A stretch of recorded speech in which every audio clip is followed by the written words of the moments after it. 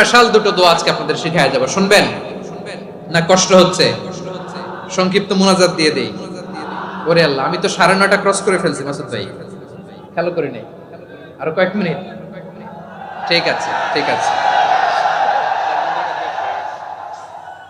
পেরেশানিতে পড়লে, টেনশনে পড়লে এই দোয়াটা, প্রিয় ভাইরা, বিষ্ণু ইসলাম যখন খুব বিপদে পড়তেন, দুশ্চিন্তা ওনাকে ঘিরে ধরতো, উনি পড়তেন ইয়া হাইয়ু ইয়া কাইয়ুম বিরহমাতিকা আস্তাগীথ, ইয়া হাইয়ু ইয়া কাইয়ুম বিরহমাতিকা আস্তাগীথ, ইয়া হাইয়ু ইয়া কাইয়ুম, হে শাশ্বত অবিনশ্বর, হে চিরঞ্জীব, বিরহমাতিকা আস্তাগীথ, তোমার রহমতের উসিলায় তোমার কাছে ফরিয়াদ করি। এটা পড়তেন।